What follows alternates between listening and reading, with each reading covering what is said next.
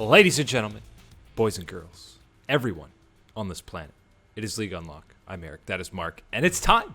It's finally here, everyone's favorite moment of the World Championship. It's not the finals, it's not the opening ceremony, it's the group draw. Because that's immediately when you can say the tournament is over for some teams. Yeah, and hey, we get introduced to whatever we want to call our group of death. We get to look at who got the easy group, who's going to disappoint, who's going to choke, who's going to rise above the competition. It's just the beginning, and this is one of the great moments leading up to Worlds is getting the group draw, because this sets everything in motion for us, gets everybody hyping all these hypotheticals. Oh boy, let's get into it. And we got Wei Zhao and MLXG at the event. Clear Love as well. Oh my God, bringing back all the retired boys. Yeah, bringing out the stars. That's what it's all about. Getting the stars out there, doing their job, and helping bring out these groups. So we'll deep dive into all of the groups, but first, just a general look at them all. Group A is the group of life for sure, with G2, Suning, and Machi.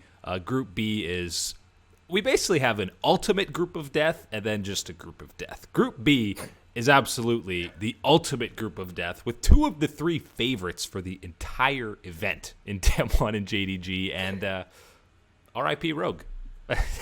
That's it. Yeah, we say goodbye early to the TSM versus Rogue memes, because unfortunately, it's not looking too good right now, guys. Quarterfinal matchup. Yeah, that's what we're getting at. You're going to have to count on TSM and Rogue getting out of groups, and unfortunately, history is not exactly on our side for that one, and you can blame TSM for that mostly, but unfortunately for Rogue in this situation, you got to be blaming the draw, because you did not get any favors done to yourselves. This is, oh my lord, what an absolute bombardment of talent that you're going to get from Damwon and GEN.G in this group, and especially considering what we've seen from Rogue and what we might expect from them. This pace is going to be pushed real fast on them. I mean, it was Vitality in 2018. They take the bullet for EU. We'll go in the group of death. You guys get better groups. That's what G2 and Fnatic in Group C. By no means an easy group. It's easier than last year's group for Fnatic, though, when you're talking about SKT and RNG. Group C is a little hilarious for me, because the Pool 3 seed is the big favorite to finish first, and you know that's good stuff. Not even just that. There's a lot of talk also as well about possibly LGD being the wild card group that might. They have to go there. They have to go there. Yeah, gonna get slotted into Group C, and oh boy, they could be the favorites to be that number one seed coming out of Group C, depending on how you view their strength. That one, it's not the group of death, but that one is going to be the group of fun. I tell you that much. It's the group of fun. The other group of death is Group D, where you have Top Esports and DRX. DRX, like, it's not two of the top three tournament teams at the event, but TES absolutely is. DRX should absolutely be a favorite to get out of groups at the very least, and we have good old FlyQuest, who got lumped in here. My man, you're sleeping on FlyQuest. That's the real. No, I can't.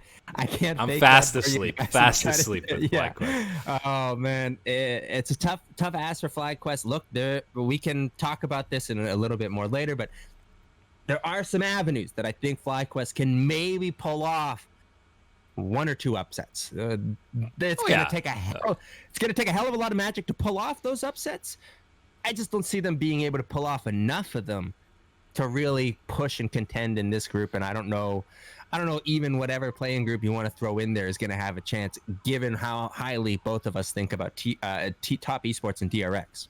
Mad Lions are going to get dropped in there, assuming they make it through, because the other three groups have EU squads. So I mean, Mad Lions getting thrown in any group is fun. Maybe they steal a win, but yeah, DRX and TES going to be the massive favorites. But and then play-ins we'll get to a little later. But let's dive into each of these groups. We'll start alphabetically, be nice and boring. So Group A, this is the dream group if you're any Pool 1 seed, and it's not because of Suning. It's because whoever got Machi Esports was going to have the easier group. People immediately, the reaction looks like they're sleeping on Suning. It's just easy first for G2.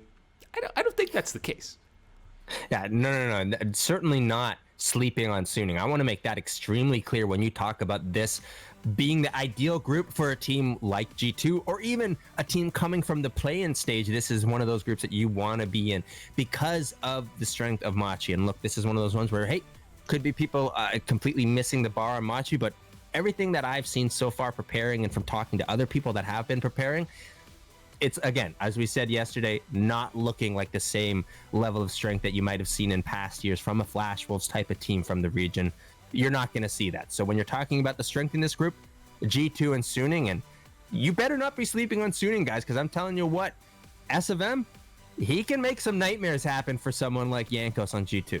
Yeah, I think that could be one advantage that Suning has. Huan Fang's been incredible too. The bot lane of him and Sword Art could maybe be an advantage over G2. Now, depending on who gets slotted in as that fourth team, it's a 50-50 for Team Liquid to be in this group, or they get dropped in Group B. I can tell you which one Team Liquid wants to get into, but whether it's Team Liquid or one of the other play-in teams, one of the non-major regions, it's still going to be G2 and Suning as the two favorites to get out. Right. Don't mistake it, obviously, saying that this is the play-in team, and especially as Team Liquid, when you're looking at the options, this is the one that you want to be in. You're still facing that uphill climb. You're still facing that battle of fighting G2 and fighting against Suning and needing to take games off of them, right? You're in this position, and the way the group will work, you're not going to be able to count on Machi being able to make these upsets, getting, a win against G2, getting a win against Suning, and stealing away these victories. So you're going to have to take care of business if you want to be one of those top two getting out of the group. And again, G2 and Suning, that's no easy task. Yeah, so matchups, looking at player-to-player matchups in this group, obviously all these, we're still waiting for the fourth team, which is why this format is still a little weird. But I mean, Jankos and SFM, you mentioned Bin and Wonder. They both love playing carries in the top lane. Well, Wonder plays whatever, Soraka, whatever he wants. But the top lane matchup, also exciting between those two. Yeah, that's certainly one that you're going to have to be looking at in this group, because, look, you're trying to find your advantages anywhere you can. And right now, if you're looking at the top two teams in the group, you're looking at, right now, the way that they've played, you got to give that edge to Suning in the jungle. But that's the big difference maker for me, is that top side right now, the way he's playing, I'd be rolling with Wonder. Yeah, you're right. Been showing us some strength, but man, Wonder really stepped it up in the LEC playoffs. And Machi, listen, we've had some bad LMS performances at past Worlds. A couple of teams, if you're not named Flash Wolves, you were going 0-6 the last 2 years at Worlds. I could see Machi picking up a win. Again, depends who the play-in team is, but maybe even stealing an upset against G2 or Suning. Maybe one game. I don't think they're vying for that top 2 spot, but hey, there's no Vietnamese squad, so G2's got to drop games to somebody that they're not supposed to, right? Yeah, the G2 party fiesta could appear, and unfortunately, hey, Machi could be the one taking advantage of it, but that's certainly one when you're looking as the play-in team. If you're getting in here, you got to be taking care of business.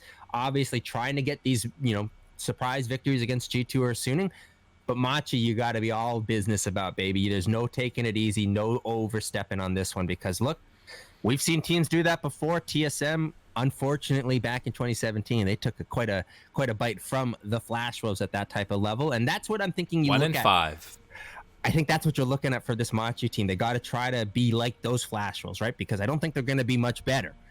They got to try to find those upset victories, be that thorn in the side of some of these teams in the group, because that's, I think, the role that they can play for Group A. The mega spoiler, and then become hated by that entire region, whoever you upset or deny a chance. Everybody else, so it's perfect. That's right. Yeah, the minority, just brush that off. So the group of life is definitely Group A, but there's no walk in the park group, because there's 4 LPL teams and 4 EU teams. But we go to Group B, and if Group A is even close to a walk in the park, Group B is, I don't know, a walk through hell. I don't know where you're walking. That's the only way you can put it, man, because, oh, Lord, you guys have heard it all year long, how much we gush about these teams. You heard it yesterday, us gushing about Damwon. It doesn't stop, man. These guys are the best of the best, and they're the best in the world, and how they've showed us how they played this year. And you put those two teams in the same group, and you're asking to get out on top of them? I'm sorry, Rogue. You got done dirty. Yeah, this is those are the most difficult Pool 1 and Pool 2 that I think you could have had. Because otherwise, I mean, the other group, you're talking TES DRX, which is the second most difficult. But yeah, this is two of the three best teams coming into the tournament and two of the three overall favorites to win the entire thing. I'd be very surprised if either of these guys did not make it as the 1 or 2 seed. We can debate who should be number 1 or who's the favorite for number 1, but it doesn't matter who comes in as the 4th team. If it's Team Liquid, have fun, guys. Maybe you finish higher than Rogue. Maybe. Hey, NA versus EU for that 3rd place spot, that could be some value. Hey, right? it's kind of like, watching the regular season of the NBA when the Warriors, you knew they were going to win. You're like, it's almost like a B prize where NA versus EU. Okay, yeah, sure. Team Liquid got 2 wins. Out of all the groups, that's the only one that I think that's the acceptable goal for these type of regions. Because when you're looking at it, yeah, that's what you're up against. And when we talk about these matchups and how excited we're going to be about it, it's full octane pedal to the metal from the very top with Damwon and JDG and what they're going to offer. We're talking about a JDG team that the level of strength that they showed us this year and play. A lot of people were legitimately arguing for them to be a number 1 seed as well, to send 2 number 1 seeds from the LPL as opposed to putting them down to a number 2. Because again, that's where you get these type of situations where you can have a power team like Damwon and slot them in with a number 1 level team in JDG. Welcome to Group B. JDG, TSM, pretty comparable power levels, but the most hype matchup for me here is absolutely Kanavi versus Canyon. You could argue the 2 best junglers in the world right now in the same group. Yeah, this is going to be one hell of a matchup, and you better believe this ain't going to be no Sejuani and Skarner matchup. We're going to see some carry junglers. We're going to see some sinning junglers, man. It's going to be all over the place, but I tell you what, it's going to be bloody, and it's going to be fun, and you're going to love watching Group B. And for Rogue, listen, we know it's a terrible draw for them, 2 of the 3 best teams, but also their weakest point for sure in playoffs was the top side with Finn. And look at this. You get Zoom and Nuggery as your matchups. Oh. Well, look, I can give Rogue the same treatment that I'm going to give some of these North American teams and North America as a region, trying to develop, trying to grow, right? We're trying to foster something here, and Rogue is still one of those teams, even coming from the LEC and the expectations and what you want to see from them. They're still allowed a bit of a growth period here at Worlds and what you want to see from them, some leniency. Players like Larson, that's someone that I want to see in this group going up against some of the talent that he's going to have and develop and show that. But you said it, man. Finn, it's a trial by fire, buddy, because look, you were not the best in the LEC this year, and you certainly needed some improvement heading towards Worlds, and man, you are going to get a healthy dose of it from the likes of Nagari and Zoom. I just hope you take your notes down at the end of the game. How much attention does he get? How much does Inspired hang out topside? Or are they just like, Finn, you're on Ornn every single game of the group stage. Good luck, pal. That's a tough one because I think you got to balance it, right? Because you're looking at, well, what are your win conditions most likely going to be if you're a Rogue? Well, it's probably going to be Larson being strong, or it's going to be Hans Sama being strong. That's how it's been pretty much the entirety of the year, seeing you play well. So that's certainly where I'd be putting my attention. But at the same time, you're talking about Nagari and you're talking about Zoom. You leave them alone with someone like Finn and the way that he played in the LEC playoffs. If someone like Bwippo is able to absolutely abuse Finn in that top side, you can't even show to children under 18 what Nagari and Zoom are going to do. It's not fair. My completely non-expert advice is stay away from the Aatrox. Yeah, I don't think we want the Aatrox pick in any of these matchups. Please. But hey. Please, no. How much were people memeing Vitality when they got the group of death in 2018? They were 1 game away, got wins against RNG and GEN.G. We know GEN.G, obviously. This is a different caliber. I don't think anyone was talking about GEN.G as a top 3 favorite at the event. And yeah, that's what you got. And normally, like the Vitality group, I'd say stick to your strengths, right? Find your strengths and push on through. And again, as I said just a little bit ago, yeah, I want to see the attention put for Larson and Hansama, get them ahead. That's what you need to be doing. But you're going to have to do it a little bit faster, Rogue, because you're going up against Damwon and you're going up against JDG. Their game times are incredibly short. Yeah, and they're going to be doing it They're not gonna be saying, it's Rogue. Let's lengthen this one out. No. It's gonna be a speed run again. So you better be ready for that, and you better have your plan in motion to get going early, because look, you're gonna need those advantages any chance you can get against Damwon and JDG. Yeah, remember, Damwon was winning games around 28 minutes on average. So if you say, let's pick the Azir, let's scale it out. Oh, Canyons in Italy is 6-0 at 15 minutes. And none of this. Let me get the second Rift Herald for this. No, you Game's need to over. be. It's gonna be gone, guys. You're already getting inhib stock down. So Group B is a rough time. Whichever play-in team goes in, Team Liquid, Unicorns of Love, anyone, it doesn't matter. It's rough. It's unfortunate for the playing team. There's no real point in mentioning them, because on Rogue you get the little credit of being in the group already. You're that third seed. We're gonna talk about you, and we're gonna try to give some positives for you. But the play-in team, man, I'm sorry, you're slotting into this one, and you're already slotting in, already thinking Rogue can do something. You got no chance. Thumbs up for Mad Lions, though. They say, thanks, Rogue. We'll not be in that one, guys. Someone's got to take the bullet, and Rogue does it for the region. You always love to see that someone in the LEC is willing to take one for the team. Yeah, absolutely. And they all agreed on it beforehand, obviously. Group C, if we're ranking difficulty level of the groups, absolutely the second easiest. It's by no means easy, but it had a chance of being the easiest group, mainly because TSM's the pool 1 seed. I mean, that's about as simple as it is. We get Doublelift versus Reckless again, which is always a fun rivalry. They've been on, Doublelift has hopped on different teams and still had this rivalry.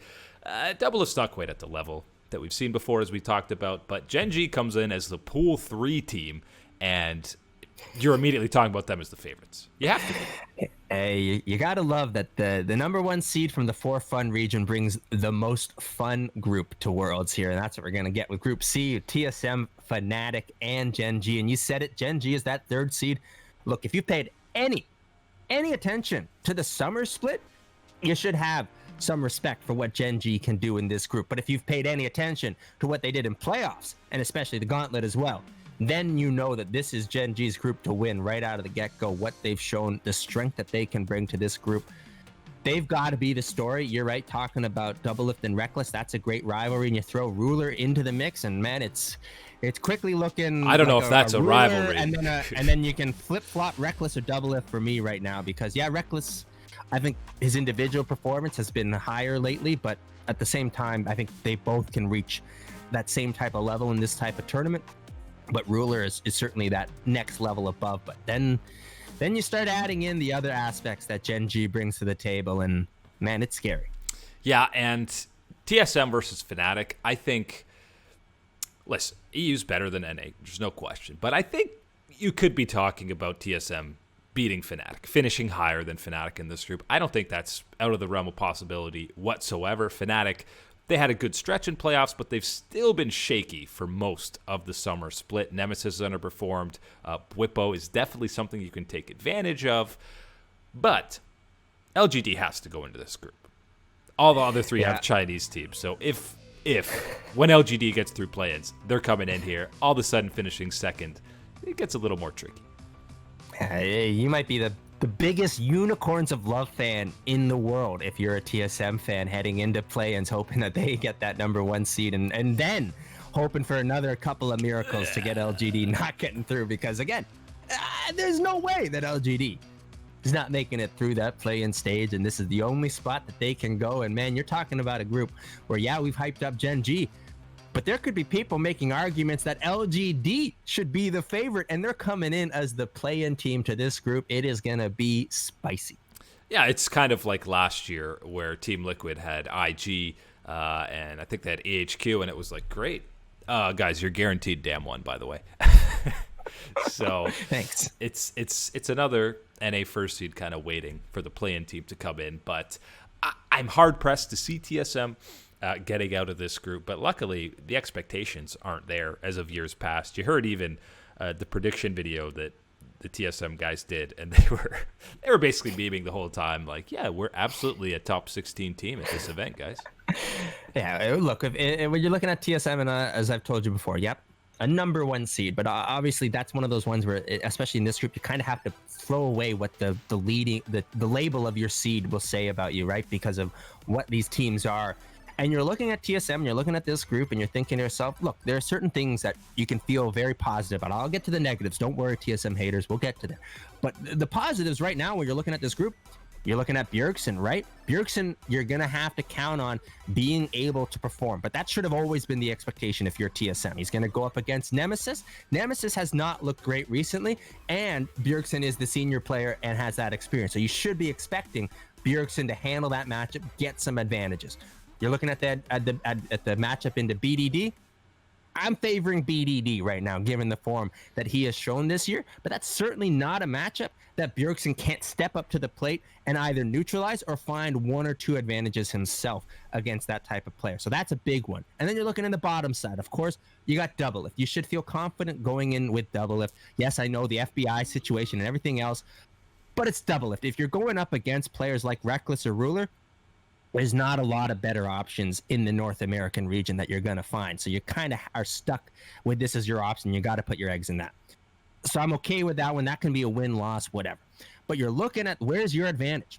It's the way that you play, and it's in Broken Blade. If Broken Blade shows up, if he's the same player, if he's enabled the same way that you did throughout playoffs with the drafts to get him those champions, to split push, to be around that way the meta is looking, champions like Aurelia, going to be very strong. That's a great thing for Broken Blade. That is your key. That is where you want to be playing. You want to be able to split the map. You want to be able to put pressure on that top side. Spica can put his attention there as well. And one of the other positives, one more positives here for you TSM fans, Spica, as we talked about, this is the one. He needed this experience. He wants to grow. We want to learn at this Worlds. That's the big test for him. Going into this group, you're going to go up against some strong jungle talent. And as well, one of the best things possible, if LGD gets here, I know people don't want LGD. That's a bad thing. You get LGD, you get Peanut. That is Spica's favorite jungler of all time, the one that inspired him playing the game. He gets to learn from him. So that, to me, is a win. And I think the top lane matchup, it absolutely is an opportunity for Broken Blade, because you look at the top laners in this group compared to other ones, and you're thinking, okay, biggest threat, Rascal probably, and he's looked good on Gen.G, better than a lot of people expected, but Bwipo can be highly suspect. Longjing is not the focal point of LGD whatsoever, so if you are spoon-feeding Broken Blade on these carry champions, this is the group to take advantage of it. Yeah, again, as we said, the way the group shapes out, you absolutely can find ways, and you can find a way for the performance and style of TSM to propel them out of the group stage. But again, that's going to take everything slotting in. That's going to take a strong week 2. I'm sorry, NA fans. It's going to require doomed. Week 2 curse from NA, because, hey, look, Doublelift, the past couple of years, you've been stuck on those 3 wins. 3 wins, can't get out of groups. You're going to need that 4th win, my man. And unfortunately, when you look at the way this group is, you got to be finding wins against pretty much everybody at least once. And so that's going to be the big ask for TSM. And so that means no off days, really. Got to find your play, got to find the form, or else, again, this is a group that has the skill and has the players. You can get bounced as the number 1 seed. For me, Gen.G, big favorite for number 1, but the 2 spot, I think there's a world where any of the other 3 teams can finish as that 2nd seed. In order of likeliness, I'd still put LGD at the top, followed by Fnatic, then TSM, but it's possible that any of those 3 could finish in 2nd, I think, which is what will make this group exciting to watch throughout the event. Group D is, I feel like it's usually the group of death. It has it in the name. And it is a group of death, but the Group B is, it's the group of suffering. It's like you don't die right away. You have to suffer through it. But Group D, Top Esports and DRX and FlyQuest gets dropped in. Power of Evil, my man. You got Chovy and Knight. Good luck, buddy. And this is actually, like, I know it's not great for FlyQuest, but this is a little bit great for me, because I'm thinking about this one as, look, you wanted a test. You needed a test. You got Knight and Chovy. You got to handle them. Look, if there was ever a mid laner that's played in North America that can step up to the plate and handle the pressure of needing to go up against elite level talent and shut it down, neutralize it, it's been Power of Evil so far. That's been the only guy that we've really seen been able to step up on a relatively consistent basis and step up to elite talent and neutralize them. So that's certainly going to be something that you need from FlyQuest. But the problem is, I don't know if the talent has ever been as strong as Knight and Chovy that's needed to have been neutralized. It's the two best mids at the tournament, probably.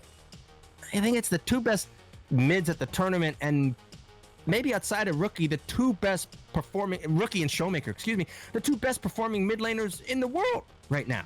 So that's a hell of an ask from Power of Evil to not only just neutralize it, but then to find other avenues for FlyQuest, because you know what, he's kind of really important in how they play and get advantages. And it's hard pressed to picture many wins against either of those squads for FlyQuest. This is the group that Mad Lions will have to fall into, assuming they get through. Other three already have EU teams.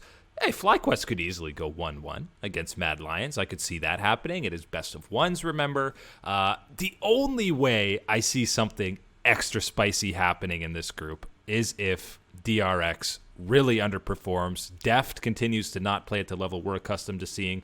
Piosik has some nerves on the international stage, and it does just end up being Chovy trying to 1v9 these games again. That's the only way I could see, DRX drops a game to Mad Lions and FlyQuest. I just don't know. I don't see that happening.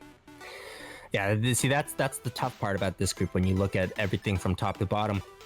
I don't see top esports slipping up almost at all in this group when you're looking at every individual player. I think Jackie Love annihilates this group, by the way. Yeah, and as a group, he's going to be eating everything for lunch, breakfast, and dinner twice a day, absolutely. My man's going to be gaining big time here, feasting.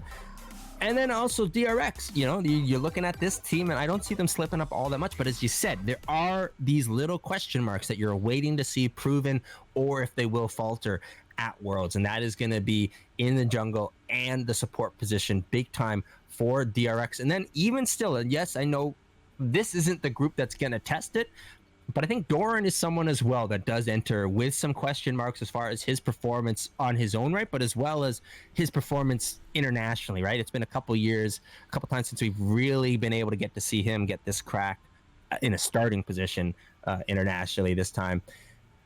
Going to be some questions for him, and he's going to have to deliver, but that's the big thing with this DRX team is Chovy is such an advantage as well in that mid lane. It's almost hard to see them ever being behind. And for top, the headlines are always about Knight, MVP, best mid laner in the world coming into this. But I can easily see in this group, with some of the other mid laners, it might not be the Knight show in the group stage, because you look at the top lane competition for 369, Arome, Solo, Doran. Oh, no. You put 369 on Jax in this group, and... Yeah, you could do that.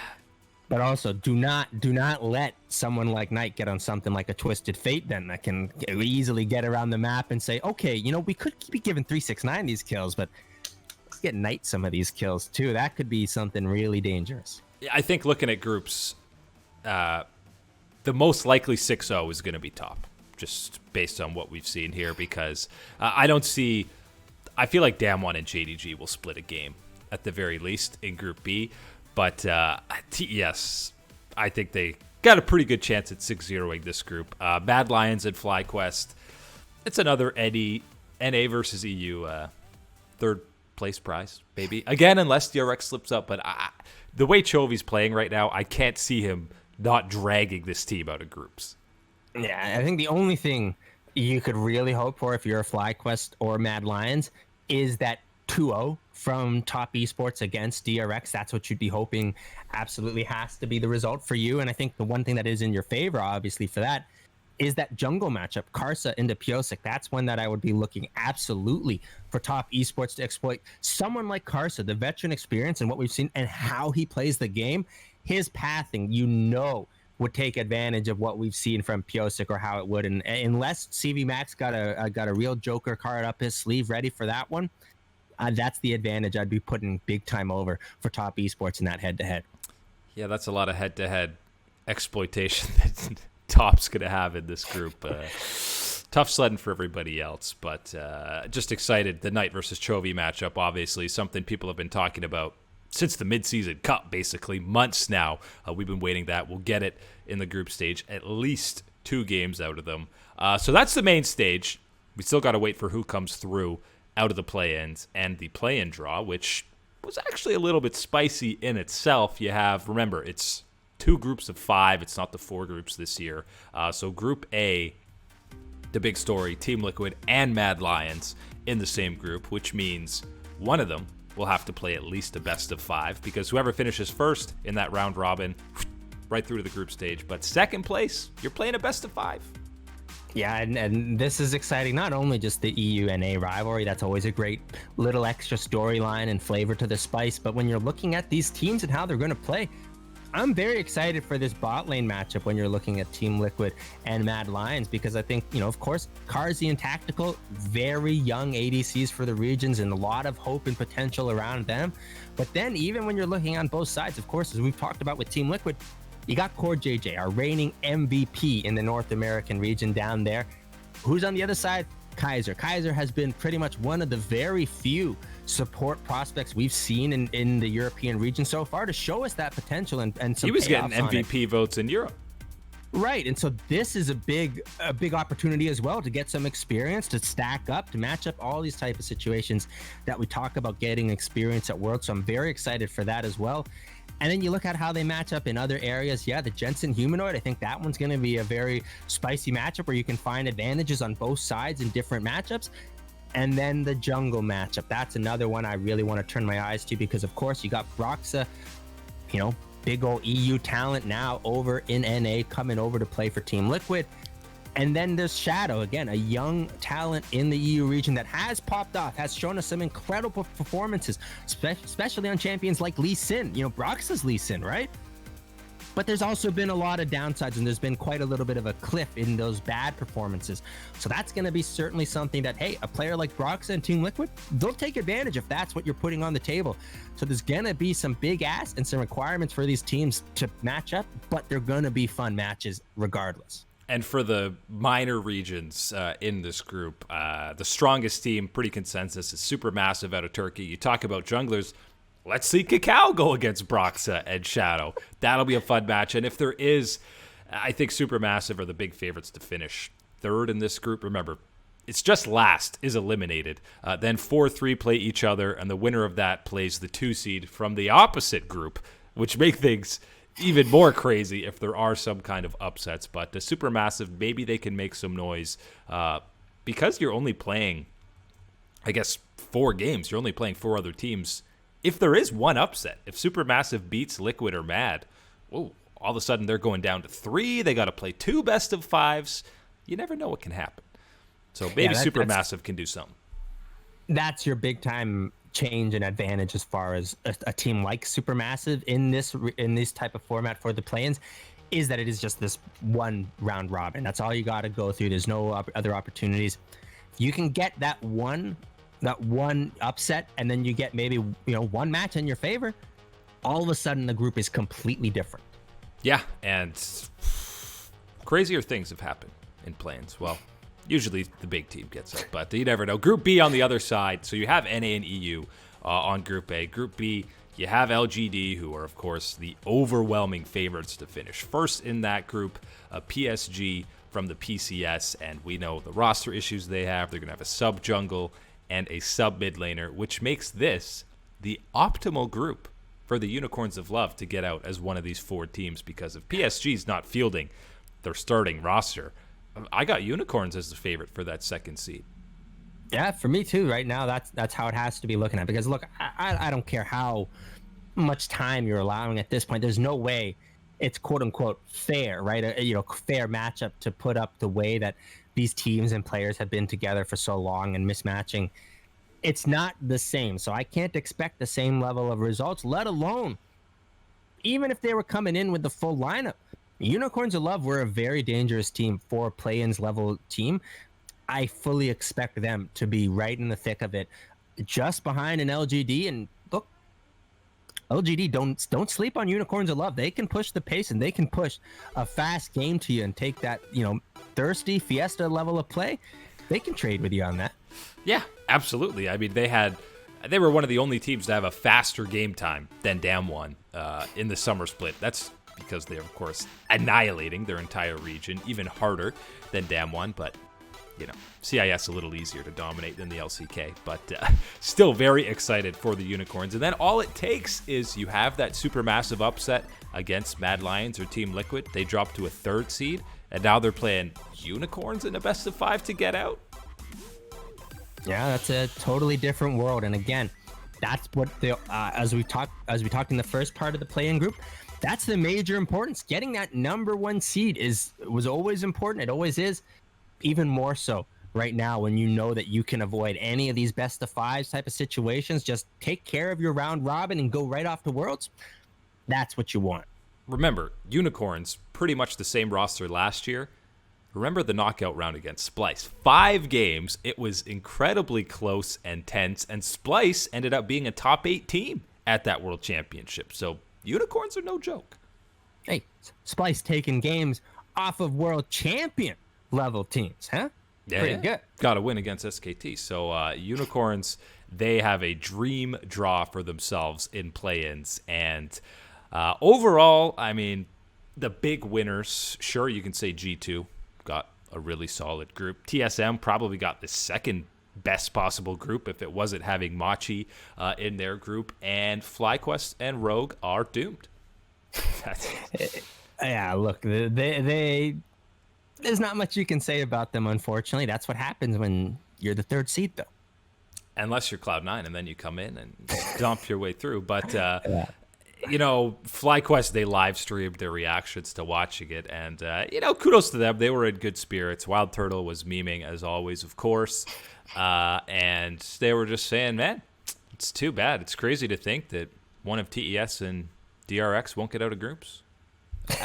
Look, if there's any stories for positive, if you're looking for with FlyQuest or one of these teams in one of these situations, I'll say absolutely. Look, FlyQuest continues not only the growth on the Rift, as we talk about with teams and players getting experience type of things.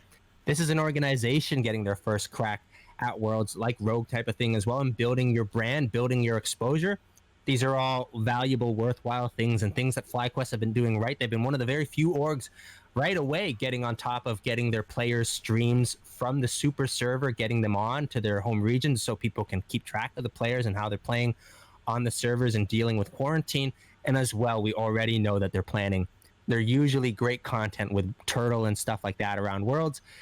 They've said that be patient, though, guys, because this time we're competing. So it's going to be a little bit different than previous years. And I think a lot of people can understand. What? You mean Turtle's not prioritizing his vlogs? Come on, man. Oh, come on, man.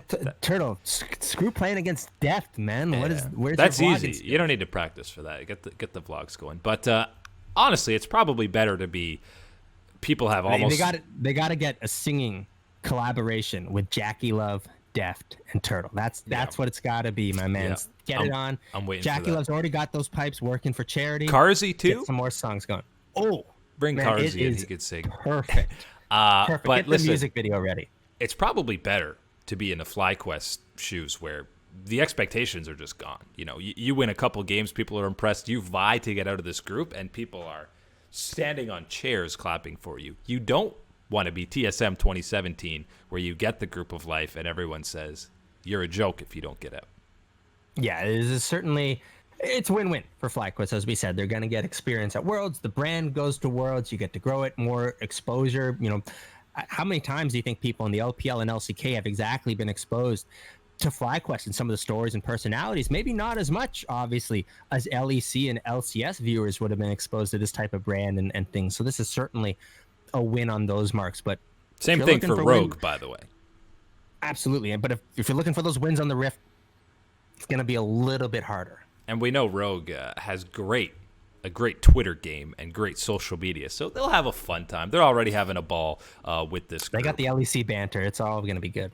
They got that good banter, boys. But that's it for the World's group stage preview. I think what we're going to do, we might, instead of a top 20 list this year, we might do a top 10 of each position, just to show some love to some of the other roles. But that's it today for League Unlocked. Mark and Eric with you guys. Thanks for hanging out as always. We'll catch you on the flippity flop.